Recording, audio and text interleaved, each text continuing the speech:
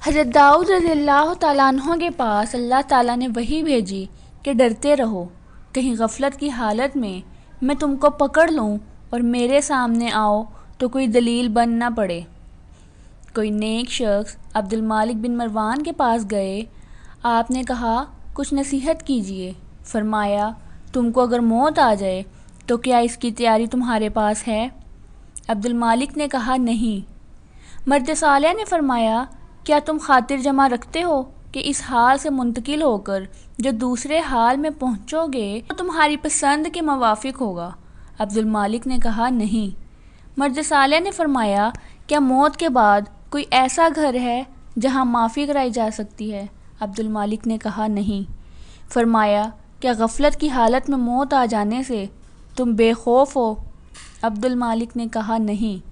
فرمایا میں نے نہیں دیکھا کہ کوئی سمجھدار آدمی ان باتوں سے راضی ہو جن پر تم مغرور ہو۔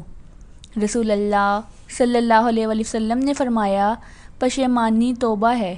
یہ بھی فرمایا جس نے کوئی گناہ کیا اور پھر اس پر پچھتایا تو یہ گناہ کا کفارہ ہوگا۔ حضرت حسن بصری رحمۃ اللہ علیہ نے فرمایا توبہ کے 4 ستون ہیں۔ نمبر 1 زبان سے معافی کی طلب، نمبر 2 دل سے پشیمانی، نمبر 3 اعضاء سے گناہ کا ترک اور نیت یہ رکھنی کہ دوبارہ ایسا گناہ نہیں کروں گا، اور یہ بھی فرمایا کہ توبہ تو زو یہ ہے کہ توبہ کرے اور جس گناہ سے توبہ کرے اس کی طرف دوبارہ نہ لوٹے۔ رسول اللہ صلی اللہ علیہ وآلہ وسلم نے ارشاد فرمایا گناہ سے توبہ کرنے والا بے گناہ کی طرح ہو جاتا ہے، اور گناہ پر قائم رہنے کے باوجود معافی طلب کرنے والا اپنے رب سے مذاق کرتا ہے۔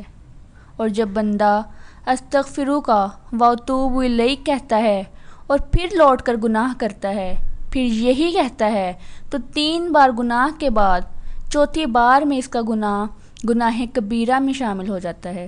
فضیل رحمۃ اللہ علیہ بن ایاز نے فرمایا از خود اپنے نفس کا وصی بن جا، دوسروں کو اپنا وصی نہ بنا۔ جب تو اپنی زندگی میں اپنے نفس کی وصیت کھو دے تو دوسروں کو کیسے ملامت کر سکتا ہے؟ اور انہوں نے تیری وصیت کو ضائع کر دیا۔ اگر تو کسی دوسرے کا وصی بنانے کا خواستگار ہے تو نہ بنا۔ جو چیز تیرے قبضے میں ہے اس میں صحیح تصرف کرنے کے لیے تو خود اپنے نفس کا وصی بن جا۔